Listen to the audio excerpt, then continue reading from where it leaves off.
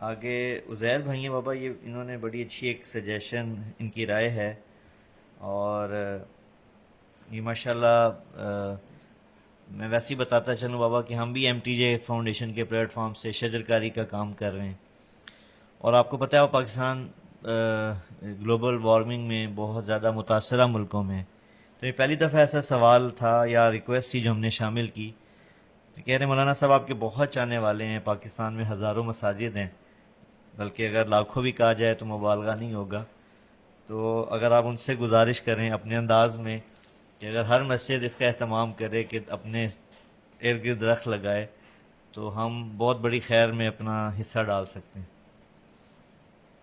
بہت پیارا اس نے سوال تو نہیں کیا، درخواست کی جی ہے، جی، درخواست ماشاء اور اللہ۔ بہت ہی ضرورت ہے، بہت ہی اشد جی، ضرورت ہے۔ ٹمبر مافیا نے ہمارے پہاڑ صاف کر دی۔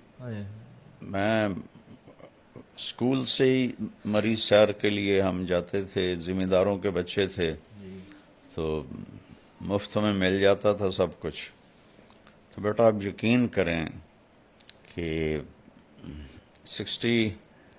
69-71 تک تو میرا کالج کا دور ہے۔ جی مری میں جب جاتا تھا دوستوں کے ساتھ ہم ٹھہرتے تھے، تو اتنا درخت تھا کہ نہ سڑک نظر آتی تھی نہ گھر نظر آتے تھے۔ اللہ اکبر، اللہ، میٹروپول ہوٹل تھا، پوری صاحب رحمۃ اللہ علیہ، وہ گلاب علی چشتی مرحوم میرے بڑے پیارے دوست تھے، ان کے والد سے ان کی دوستی تھی، تو وہ اس کے فلیٹس تھے، اب تو وہ ہوٹل بن گئے، جی وہ صرف فیملیز کو دیتے تھے۔ صحیح، تو ہم چھڑوں کو وہ اس لیے دے دیتے تھے کہ گلاب علی پھر غلام علی کا بیٹا تھا، تو وہ ہم اس میں رہتے تھے مہینہ مہینہ۔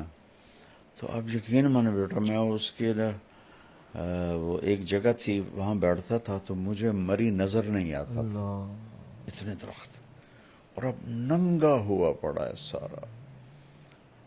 تو پیسے کی ہوس نے اپنے ہی ملک کا دشمن بنا ہائے دی۔ اللہ، درخت تو اللہ کی نعمت ہے، پہلے گھروں میں لگانا شروع کریں، جو کرا نا مسجد میں، جی پہلے گھروں میں لگائیں۔ بے شک، ایک بات بتاتا ہوں، مولانا درخواستی صاحب رحمۃ اللہ علیہ آئے تھے ہمارے گاؤں، بہت پرانے، میں اس وقت 8ویں 9ویں میں پڑھتا تھا، جی تو میں ان کو کوئی 15 سال بعد ملا، جی بہاولپور میں بیمار تھے۔ میں نے کہا جی آپ ہمارے گاؤں آئے تھے، ان کا ایسا حافظہ تھا، ہاں پہچانتا ہوں، آپ کے گاؤں میں درخت بہت زیادہ تھے اللہ، اور آپ نے ہمیں مرچوں والا سالن کھلایا تھا۔ ماشاء اللہ، ہمارے بڑوں نے تو گاؤں کو ایسے کر دیا تھا کہ رئیس آباد نظر نہیں آتا تھا، اور یہ ہماری جو سڑک ہے یہ بڑے بڑے درختوں سے بھری ہوتی تھی، لیکن تو خود ہم اپنی جان کے دشمن بنے ہوئے ہیں۔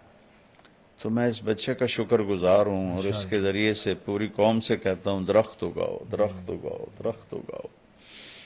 یہ جو ہمارے پرائیویٹ بناتے ہیں نا کالونیز، جی یہ بڑے ظالم ہیں،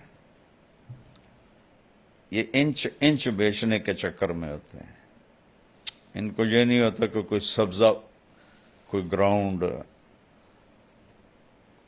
کوئی گرینری ہو، جی آکسیجن آئے۔ تو پوری قوم مجرم ہے اس میں بیٹا، بے شک، پوری قوم مجرم۔